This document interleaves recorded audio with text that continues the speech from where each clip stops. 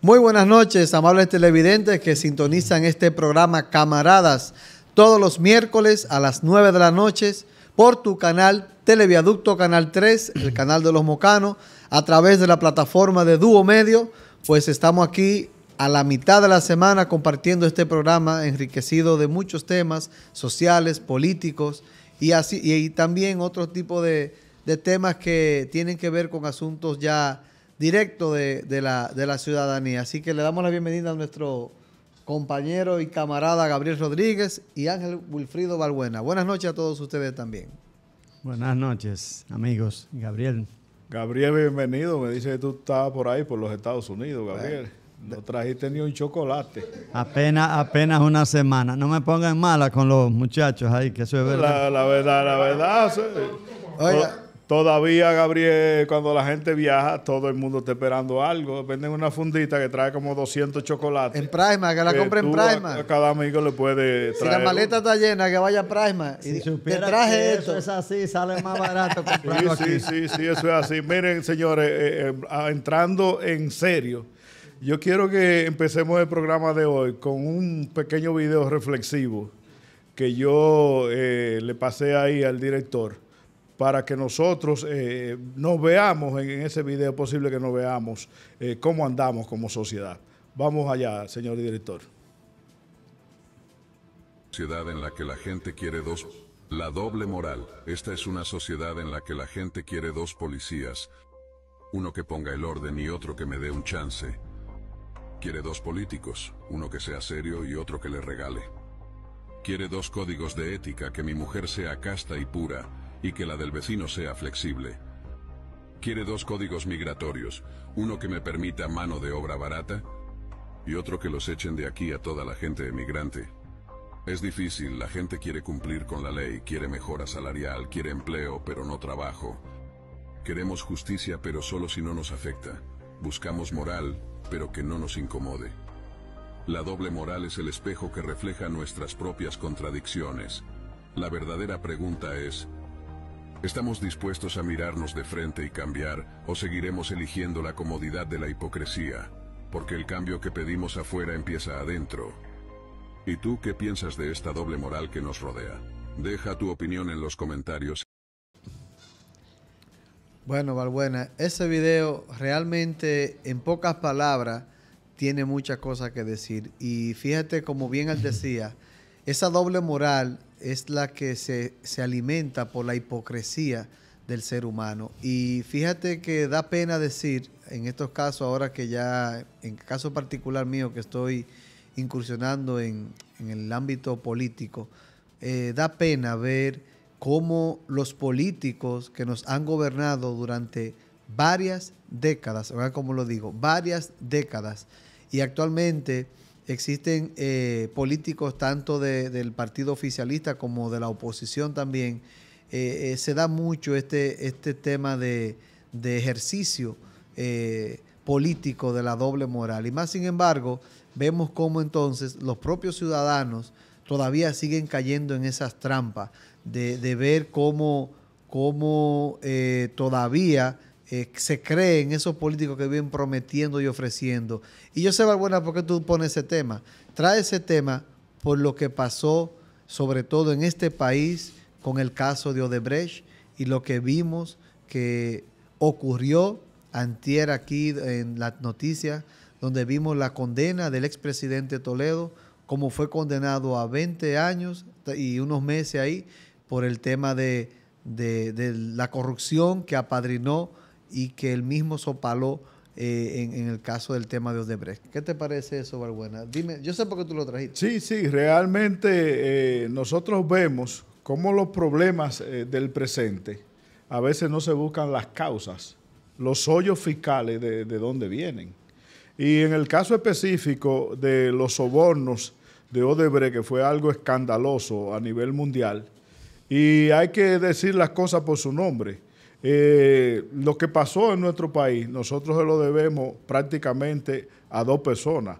A Jean Alain Rodríguez, hoy sometido a la justicia, que esperamos que haya una buena condena para ese personaje, y a quien lo apadrinaba en ese momento, el presidente de entonces, pues Danilo Medina.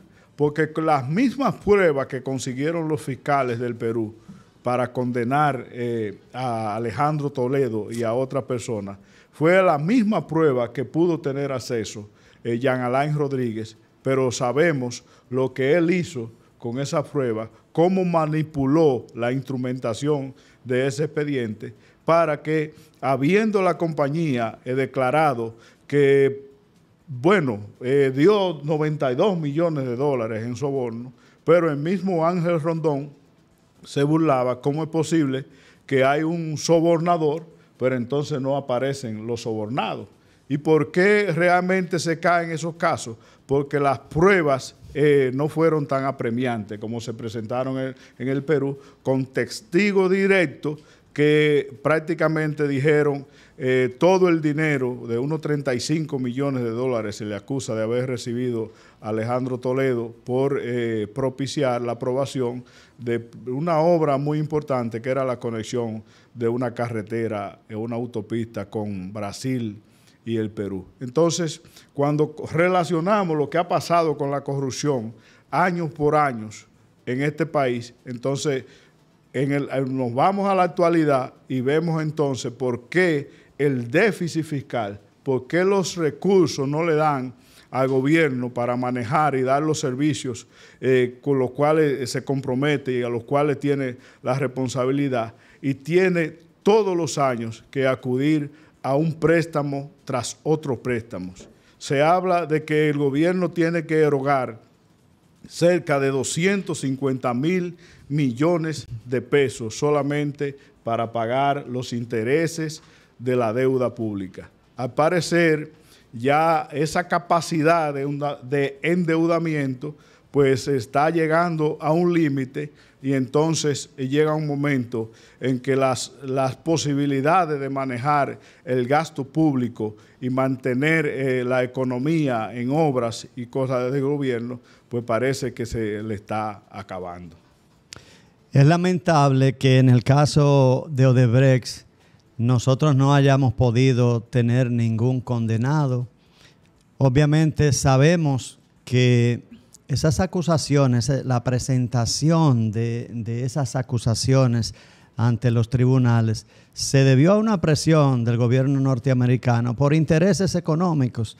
Odebrecht estaba afectando mucho a los intereses económicos de Norteamérica y, como decimos en la calle, cayó en mala con el gobierno de los Estados Unidos. Y allá fueron condenados a pagar sanciones y otras cosas.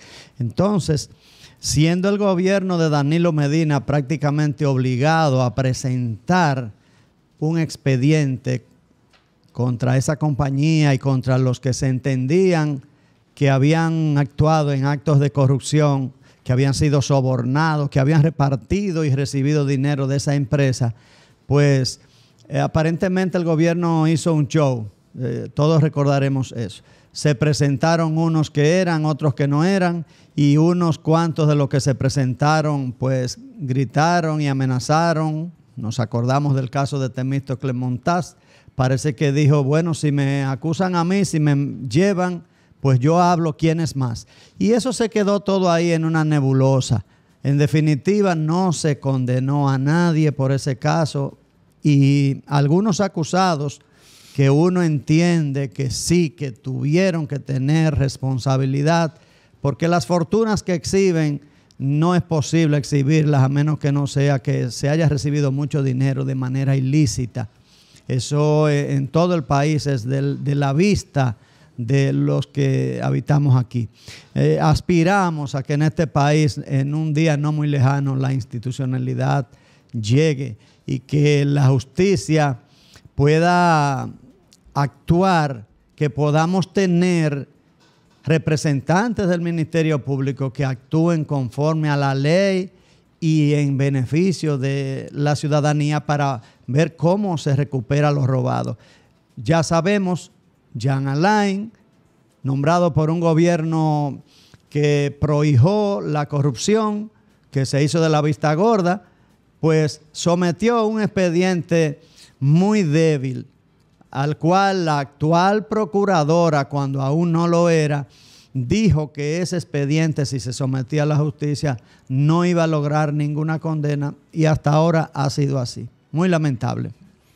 Así es, Gabriel, y podemos recordar aquella famosa frase hablando, y como empezamos, del asunto de la doble moral, cuando el expresidente Hipólito Mejía acusaba a los empresarios y le decía, ustedes son todos unos evasores.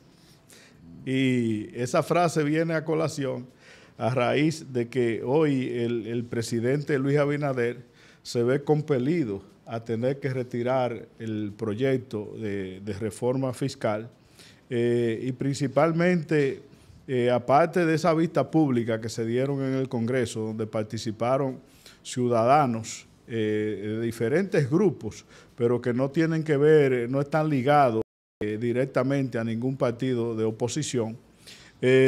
También vemos que la presión más importante que recibió el presidente de la República pues fue de los grupos poderosos a la hora que se le mencionó que se le iban a ir desmontando las exenciones fiscales. Entonces, ese es un proyecto que estaba en un plan de desarrollo desde el 2012, es decir, que tiene más de 12 años planteándose y ningún presidente se ha atrevido a someter ese proyecto.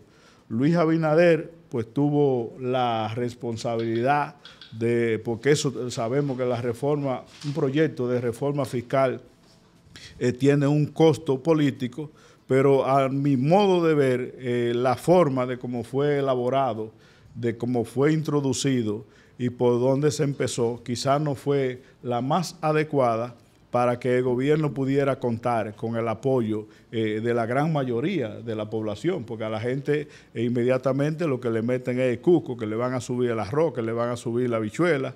Pero si el presidente hubiera empezado quizás por la parte de sacrificios, el otro día hablábamos del asunto de los diputados, lo que se menciona ahí, algo tan desagradable como los privilegios que hay ahí, barrilito, cofrecito y demás cosas que hay ahí. Si se empieza desmontando esos privilegios que tienen ese tipo de funcionarios, pues la gente va a entender quizás más por dónde anda el proyecto y también quizás si se hubiera ampliado los productos de la canasta básica familiar exento de impuestos, pues entonces la gente ve que la reforma fiscal, aparte de que el gobierno tiene la necesidad de recaudar más dinero, pues también la está haciendo con un proyecto de beneficiar a los que menos pueden y realmente dirigirse a como debe ser, que los impuestos deben de pagarlos los que más producen y los que más tienen. Fíjate, Balbuena, con el tema que el presidente retira el proyecto de la modernización de reforma fiscal, realmente, como tú decías, fue de mucha responsabilidad que en otro programa, en el anterior hablábamos, de que el presidente, ese proyecto debió someterse hace ya más de 10 años, exactamente unos 12 años. Más sin embargo, por el costo político que esto representa, pues muchos de los gobiernos pasados ni siquiera se atrevieron a someter este proyecto. Ahora bien, la ciudadanía tiene que entender de que el proyecto de reforma fiscal, de una manera integral, el país tendrá que hacerlo. Si ya el presidente Abinader dijo que lo retiró y no lo va a someter, el gobierno que le toque en el 28 tendrá que enfrentar este problema de someter un proyecto de reforma fiscal por la razón de que en este país de un 62% de los dominicanos evaden lo que es el impuesto sobre la renta. ¿Tú sabías eso, Gabriel? Y un 47% de los dominicanos evaden el ITEVI. Entonces, cuando hablamos de reforma fiscal, lo que pasa es que los papagayos de la oposición política que hablan sin ningún concepto ni con ningún peso de lo que realmente significa el valor de una reforma fiscal integral, lo hablan de una manera irresponsable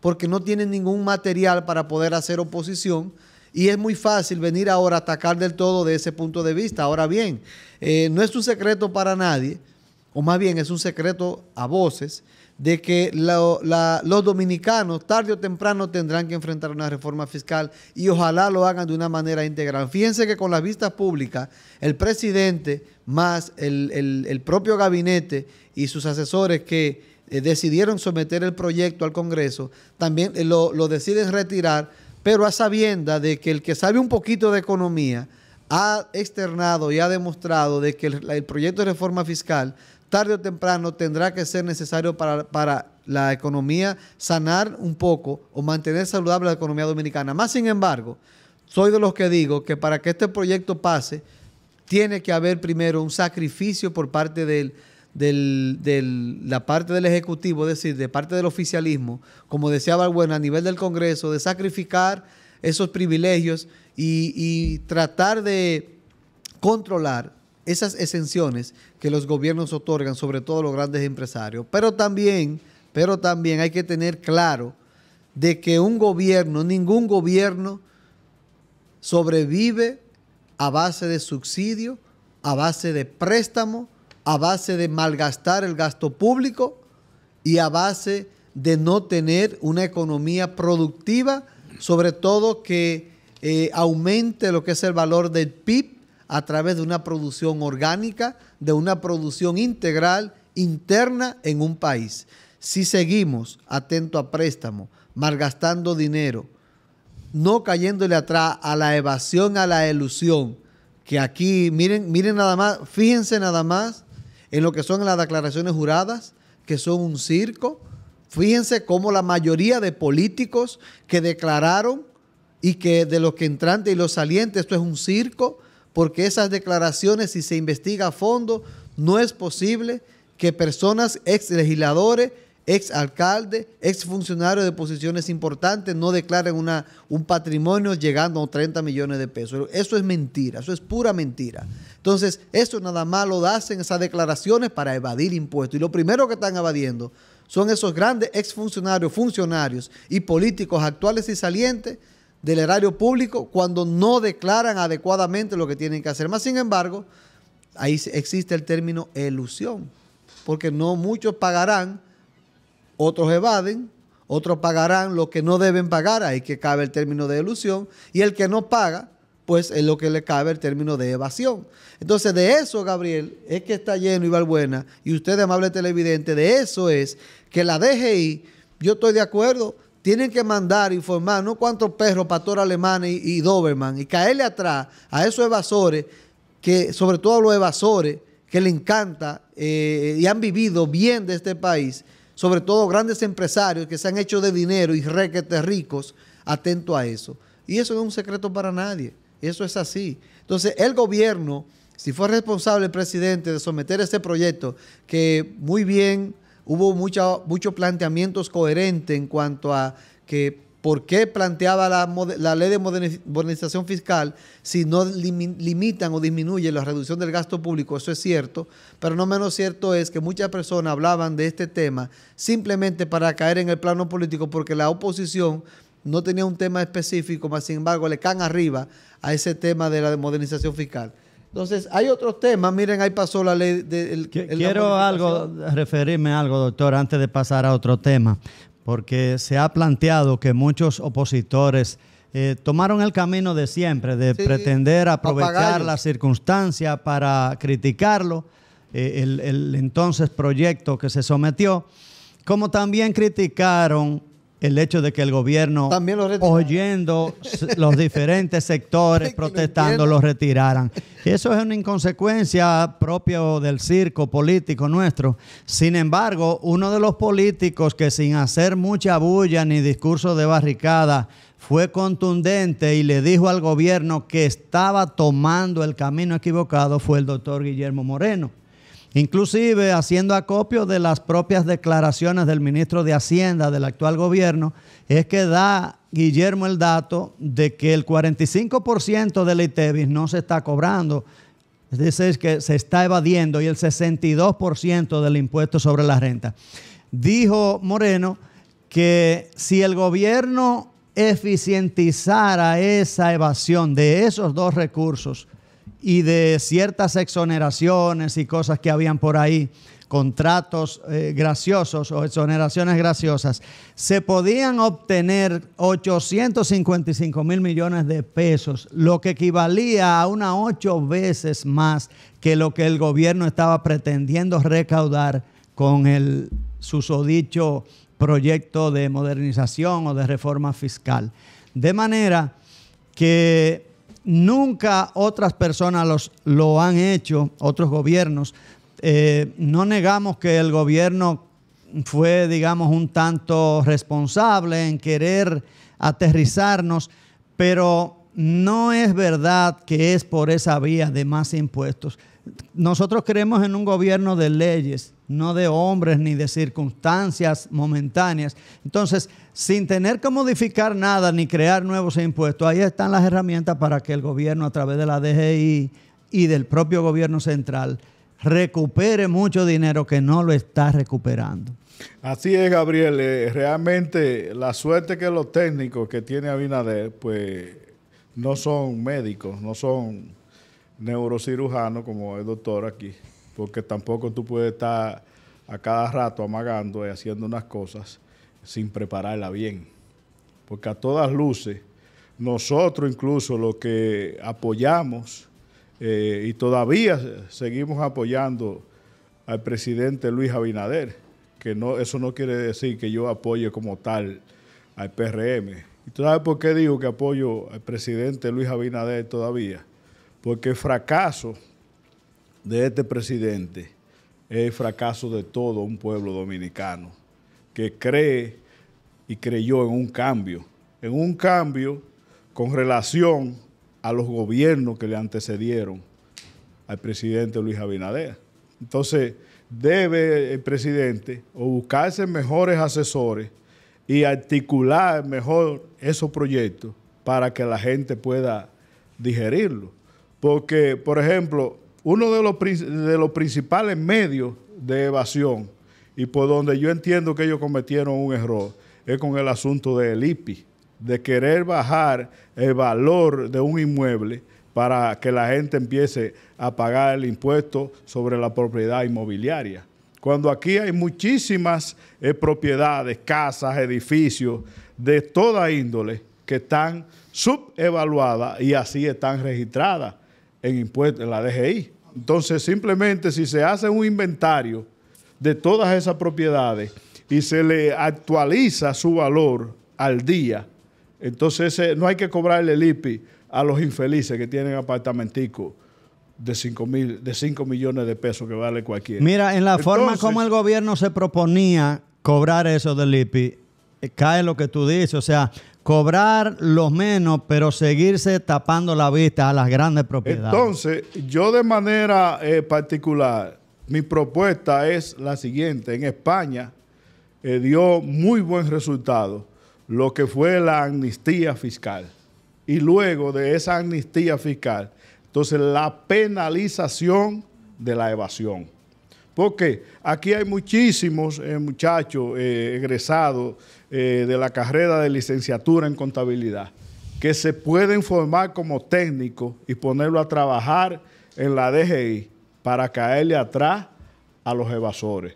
Yo pensé que después que pusieron la factura con número de comprobante fiscal, pues los comercios todos iban a implementar ese sistema.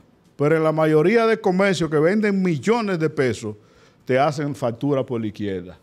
Y el mal llamado, el odioso ITEVI, te lo cobran en factura que no tiene número de comprobante fiscal. Entonces no lo reporta.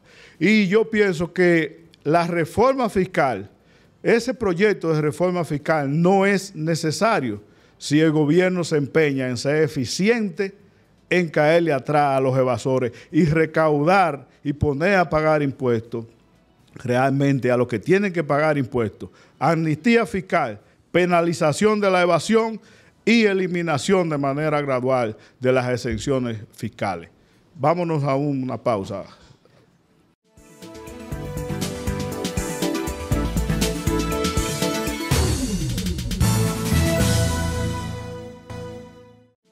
No, si se quiere. Pero yo no tengo... Lea una frase que me ha mandado un amigo y que yo creo que, no sé si estás de acuerdo con ella, pero me ha parecido tan buena. Dice la frase, dice, la vida no debe de ser un viaje hacia la tumba con la intención de llegar a salvo en un cuerpo bonito y bien conservado, sino más bien llegar derrapando de un lado entre una nube de humo, completamente desgastado, destrozado, y decir en voz alta, vaya viajecito. No sabía que me habían hecho una biografía.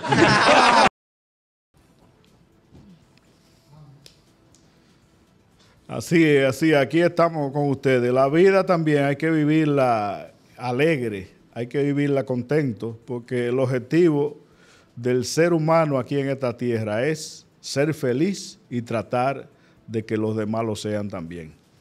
Queremos recordarle que este programa llega fruto del patrocinio de Ferretería Ulicito, donde usted puede conseguir a los mejores precios los materiales para la construcción de su casa, edificio o cualquier proyecto relacionado. También a nombre de Nutri Group, premezcla de Beck Animal Product para su pollo, gallinas y cerdo, para que usted pueda obtener el mayor de los rendimientos y sus proyectos puedan convertirse en proyectos rentables. También a nombre del doctor Gabriel Rivas, neurocirujano, orgullo de los mocanos y ahora representándonos en el Ayuntamiento de Moca como regidor. Vamos a continuar, doctor. No queríamos, yo cuando hablábamos ayer sobre el programa, le dije, doctor, no quisiéramos tener que hablar otra vez del asunto de la reforma, pero parece imposible uno abstenerse de hablar de ese tema, porque es un asunto que tiene que ver con la economía de nuestro país, ¿verdad? Que es un país pobre. Balaguer una vez se inmortalizó una frase que dijo, un país rico, pobremente administrado. Entonces, la realidad de nuestro país, que uno la palpa cuando uno camina en los barrios, cuando uno anda por donde hay pobreza rampante de verdad, que tú dices que uno a veces dice, ¿cómo es que la gente come en este país? Si desde el mismo gobierno salen referentes que la canasta básica familiar anda por los 40,000 pesos. Entonces, aquí la mayoría, más de un 50% de las personas, pues ganan menos de 30,000 pesos. Entonces, nuestro país, a través de los años, por esa realidad que nosotros mencionamos, es que podemos decir que no se ha administrado correctamente. Y estamos esperando, ¿verdad?, que nosotros aquí desde este medio, como yo siempre lo menciono, tratamos de impulsar esa presión social para que las cosas se hagan bien, para que verdaderamente el que va a un puesto público y la corrupción no solamente se detiene en los asuntos públicos, también se va al sector privado, pero que pueda despertar ese deseo de servicio, porque dicen por ahí que el que no sirve el que no vive para servir no debería estar vivo. No sirve para vivir. No sirve para vivir.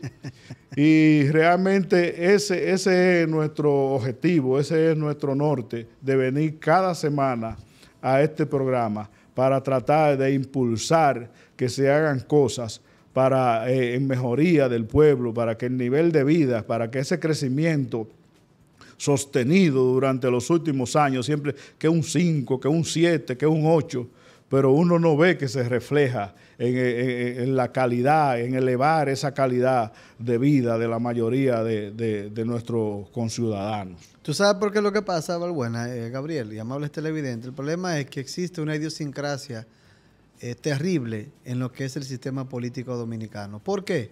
Porque la conducta aprendida desde cuando Balaguer era no simplemente hacer política de vocación bajo una ideología o bajo un propósito, vamos a decir, sobre un bienestar colectivo o social, sino más bien que la política se ha venido ejerciendo como una oportunidad de llegar a través de un amiguismo partidario, de compañerismo, específicamente de partidos políticos o movimientos políticos, donde el que hacía política lo hacía para defender, después de las elecciones, después del periodo, defender un cheque y defender una posición que no le importaba ni sabía lo que se va a hacer, que todavía hoy día eso existe. No es lo que yo voy a saber hacer, no me importa. Lo que importa es yo llegar y cobrar. Y de mí depender entonces una fuente política para que mañana en unas futuras elecciones pues me sirvan esos núcleos, equipos, como le quieran llamar, presidente de comité de base, lo que sea. Y de eso se sustenta entonces, o se ha sustentado durante décadas el sistema político dominicano con lo que son las clases sociales más vulnerables. Entonces, a través de ese ejercicio político y de ahí Valbuena es que sale lo que es ese tipo de privilegio que tienen los congresistas con el llamado barrilito y cofrecito. Asimismo también existen manejos de fondos y de cajas sociales a través de diferentes instituciones gubernamentales, diferentes ministerios, donde de ahí nacen, y vimos ahora en las elecciones pasadas, de donde se nutren partidos políticos como fueron partidos políticos aliados. Ahí vimos la posición de Milton Morrison ya en el 20, ahora en el 24, dónde están su gente, así mismo como ahora le pasó a Valentín, Justicia Social, etcétera. Entonces, mientras el sistema político dominicano se maneje de esa manera, donde promueva una clase política a querer desempeñar un cargo sin ni siquiera saber lo que va a hacer, sino importar lo que representa políticamente a un grupo de compañeros que representan una institución política, eso es lo que cae mal. Y ojo, el presidente Abinader ha querido, cuando en el 20 inició, que dejaron un rezago donde muchos compañeros del PLD se quedaron ocupando cargos públicos, sobre todo a nivel de lo que fue la nómina de educación, y que ahora fue que se quiso venir a hacer un limpio, y aún así no existen espacios para ni siquiera los compañeros de ningún partido político que llegue a hacer un oficialismo. Es decir, que mientras no se rompa eso, y claro, hay cargos políticos que tienen que ver para ese tipo de empleo, pero hay muchos cargos, sobre todo funcionarios de segundo y tercer nivel, que tienen que tener una competitividad para poder desempeñar un cargo público. Que eso no es porque yo sea amigo o me fajé en una campaña o hice tal y cual cosa. Eso, el propio gobierno ahora de turno, ya con el tiempo, con la evolución que ha tenido la política, tienen que ir rompiendo ese mito. Y que los cargos que quieran ir bajo esa línea, pues sean cada vez menos. ¿Por qué? Porque si eso no ocurre, entonces no va a existir una competitividad para desempeñar un cargo público. Y por eso siempre va a reinar lo que es el amiguismo y el oportunismo político. Y fíjense cómo pasa que ya después de la ley que surgió la ley de régimen electoral y de partidos políticos, ha controlado un poco lo que es el transfugismo, pero más sin embargo vimos cómo se dio ahora en estas elecciones pasadas, hubo un transfugismo voraz, sobre todo hacia el oficialismo, porque ya se dieron cuenta de que realmente donde estaban ya se acabó esa energía, se acabaron esos huevos donde lo ponía la gallina de los huevos de oro. Y más sin embargo, lamentablemente fueron aceptados y se les dio cabildo y participación en el erario público. Entonces, es ahí donde uno critica ese tipo de acción y realmente yo espero que a futuro las personas que tengan cierta integridad, que le corren a la política, porque se van a ensuciar y lo van a señalar y lo van a maltratar. No, pues tienen que tener un valor, tienen que tener lo que es esa decisión para poder hacer aporte al país, porque de lo contrario, si decimos o seguimos haciendo un ejercicio político muy light, dejando a lo que siempre han estado, porque son de los que han vivido de la política, porque fuera de los políticos no saben hacer más nada, ni representan nada. Entonces después no nos vamos a quejar cuando vengan las elecciones y venga ese modus operandi de querer ejercer la política a como le dé la gana. Doctor, entonces, mire, en esa vista pública que se hicieron en el Congreso a raíz del proyecto de reforma, nosotros vimos muchos representantes de la clase media. Claro, y alta. Entonces, la clase media está despertando. En la fecha de las elecciones parece que se esconde. Y no quiere votar. Nosotros hemos hablado de que el pueblo debe empoderarse. Por ejemplo, y no estoy sangrando por la herida con lo que voy a decir, en el Distrito Nacional hubo 2 propuestas de candidatura dos propuestas importantes, ganables una u otra, a la candidatura a senador por el Distrito Nacional. Y mire, el Distrito Nacional, el capitaleño, vamos a llamarlo así, se perdió la oportunidad de tener un representante auténtico en Guillermo Moreno. ¿Y por quién votaron? Votaron por el hijo de Leonel, y ese hoy está cogiendo el barrilito, está cogiendo el cofrecito, está aceptando todos esos privilegios. Entonces habría que decirle al pueblo que votó, ¿de qué te quejas entonces? Porque la gente el día de las elecciones no sabe ejercer el voto viendo un voto con calidad. Entonces, esa clase media que hoy está gritando, que hoy se está quejando porque quieren sacrificarla, es también la que tiene que salir a defender y tiene que salir a promover que los representantes que vayan a ser electos en las elecciones sean representantes de calidad, porque entonces ahí caemos en lo mismo por donde empezamos el programa de hoy, en la doble moral, como el gatico de doña Gina. Es así, Balbuena. Nos vamos a quejar siempre del barrilito, cofrecito, porque entendemos que esa no es una manera eficiente de administrar y que se van esos recursos para los fines políticos, pero no votamos por aquellos candidatos que propusieron claramente estar en contra del barrilito. Y el barrilito y el cofrecito, eso es algo como un ícono que representa lo que es el desvío de los recursos públicos. Pero este gobierno, por ejemplo, se le ha mencionado mucho que está abusando de lo que es la campaña, la inversión en campaña publicitaria, 7 y 8 mil millones. También se le ha mencionado que entre las diferentes instituciones hay más de 800 asesores que se chupan entre 2 y 3 millones de pesos en cada institución. Entonces, todo ese tipo de cosas es lo que nosotros queríamos mencionarle a los técnicos de gobierno, que si de una forma u otra, pues el presidente ha dicho que ya no va a haber propuesta de reforma, pero que sepan hacerlo, que sepan venderle ese producto al pueblo y que sepan decirle al pueblo, nosotros no vamos a sacrificar también. Gabriel, yo te envié por ahí un punto importante, tú como eres el abogado de aquí del programa, que lo que sí pasó sin ningún tipo de inconveniente fue algunos cambios que se dieron en la Constitución. Hay algunos puntos que parecen importantes y que sí hay que darle el voto y el aplauso al presidente de la República, porque parece que en esta ocasión el proyecto de reforma, de cambio a la Constitución, no ha sido específicamente para favorecer al presidente de turno. Efectivamente, este fue un proyecto que se anunció mucho antes que el de la reforma o modernización fiscal. Sin embargo, mientras el uno desapareció, el otro estaba siendo prácticamente aprobado. La gente ni se enteró de eso. No, prácticamente no se le dio seguimiento. Simplemente algunos partidos de oposición o líderes de oposición dijeron que eso no era necesario. Pero en definitiva el proyecto siguió, las cámaras legislativas estuvieron reunidas, senadores y diputados en Asamblea Nacional, que es el mecanismo para modificar la Constitución, y ahí pasó.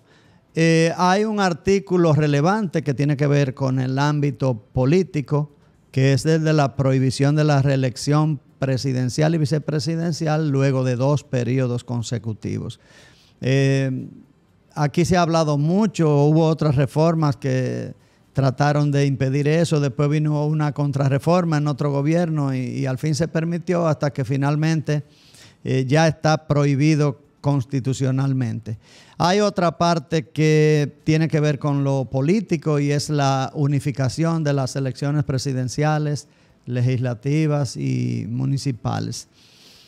Hay mucha gente que entiende que esto era necesario porque eso causaba un dispendio de recursos, que el pueblo estaba y las instituciones del Estado estaban permanentemente bombardeadas y en plena actividad política durante mucho tiempo. Yo, por mi parte, soy de la opinión, no sé qué creerán ustedes, que para el sistema democrático, para la salud democrática, para darle un mecanismo adicional a la ciudadanía, era o es necesario que las elecciones estén divididas.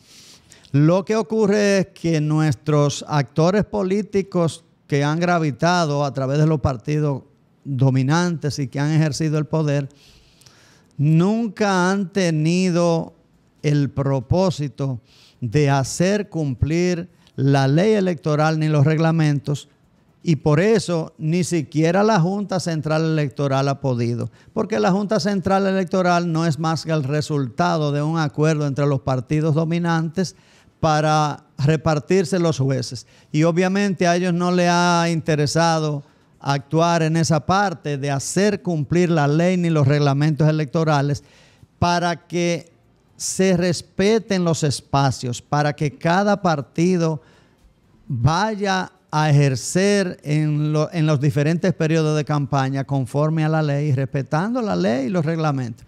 Eso no ha sido posible y aparentemente lo que se ha optado es por unificar las elecciones.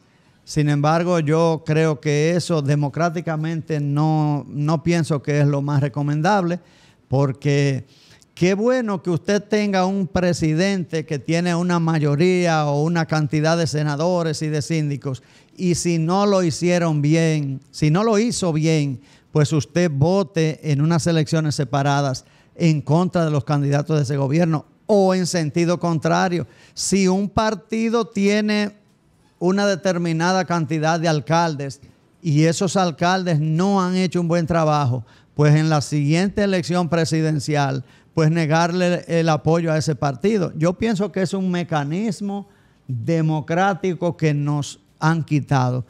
Ya hemos dicho más o menos cuál es el principal fundamento del motivo por lo que nos lo han quitado, pero pienso que ha sido una irresponsabilidad de los gobiernos, de los partidos gobernantes representados en el Congreso y en la Junta Central Electoral, en no saber aplicar la ley de manera adecuada para que se respeten los espacios, el tiempo de campaña, la forma de hacer campaña, porque el argumento es que siempre estamos en campaña, que siempre hay desorden y que se gasta mucho dinero.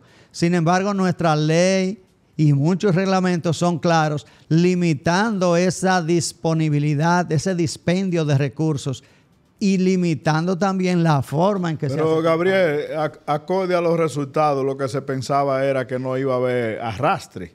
Y los resultados están que prácticamente uno no ve la incidencia en los resultados, que las elecciones sean separadas. Y el punto importante, lo que yo veo en esa parte, es que como no ha habido un resultado en términos democráticos, lo que se va a ahorrar es un asunto del dinero y muchas veces la parlafenaria de campaña también.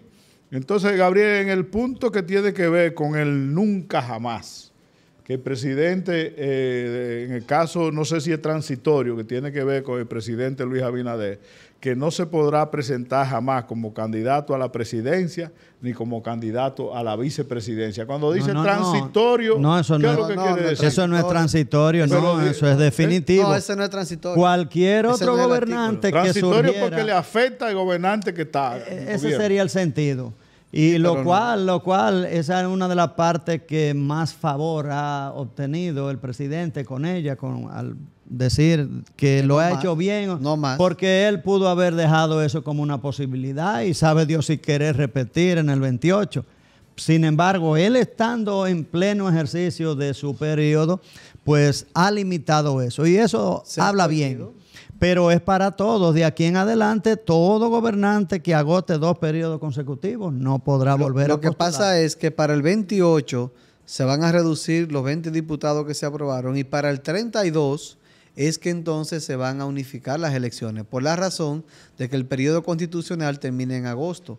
Es decir, que si ya estas elecciones van a terminar en agosto, el periodo termina en agosto del 2028, entonces las elecciones nuevamente serían para el 32.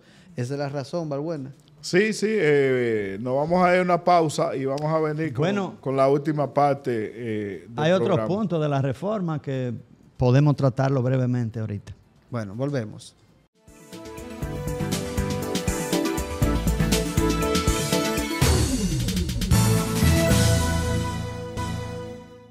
Muy bien, en otros aspectos que contiene la nueva reforma constitucional aprobada en la Asamblea Nacional, está la parte del procurador, del nombramiento del Procurador General de la República, que simplemente el gobierno, el presidente de turno lo nombraba conforme a la Constitución todavía vigente.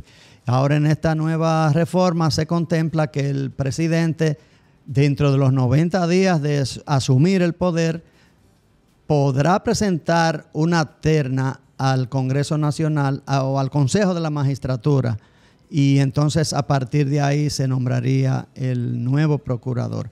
Los ayudantes o los adjuntos del Procurador General deberán ser inamovibles y serán por 2 años.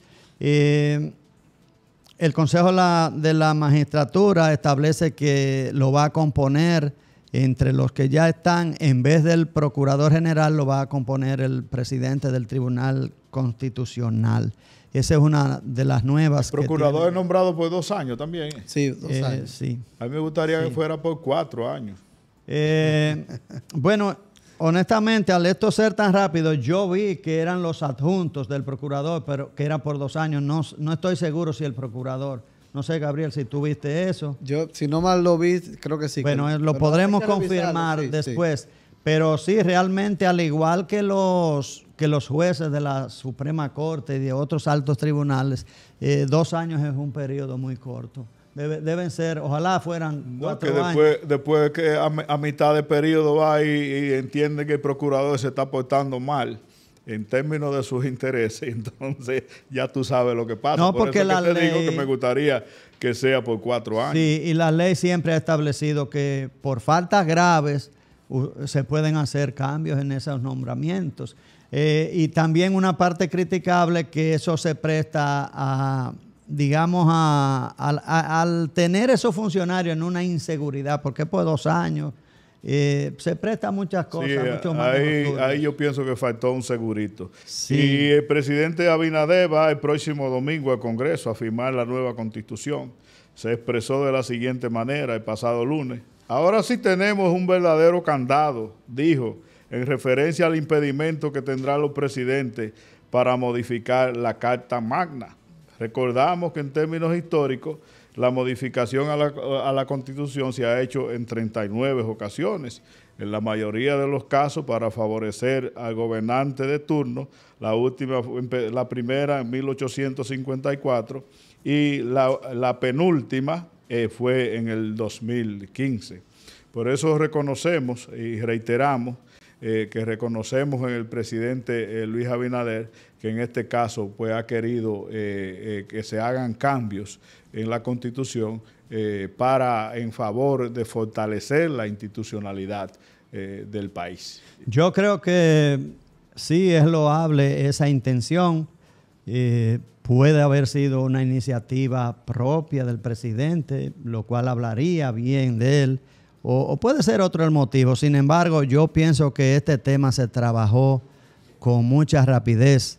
Hay otros aspectos no mencionados aquí que pudieron haberse revisado porque han venido siendo objeto de críticas y aspectos políticos, territoriales, incluso del tema de la nacionalidad y de la forma, pues han sido puestos en observación, bajo crítica, y nada de esto se ha tocado. A modo de curiosidad, yo planteaba hace unas horas con ustedes que, por ejemplo, a mí me llama la atención el hecho de que un senador de Pedernales es elegido con unos 4, 5, 6 mil votos y tiene igual capacidad, el mismo derecho, la misma voz, el mismo voto que un senador por Santiago que tiene que ser electo por cientos de miles de votos, o del distrito o de otra provincia grande. Entonces yo pienso, no sé exactamente cómo pudiera ser, pero pudo haber sido objeto de crítica. Eso nunca la he oído. Y obviamente si los actores políticos no lo mencionan... Es que es relativo, porque realmente ahí predominaría ya, Gabriel, aunque sea la equidad, porque imagínate, todo ciudadano, no importa que viva en Peravia, que viva en Pedernales, donde sea, de acuerdo a la densidad poblacional, es que se eligen sus funcionarios públicos. Entonces, en ese caso la representatividad bueno, pero es que entonces los demás, el distrito no tiene la culpa de que esa población sea mucho menor y que eso le facilitaría una campaña. De que eso es el senador de Barahona puede representar Pedernales también. Bueno. Exactamente, que sea por densidad poblacional, como se establece con los diputados a nivel provincial.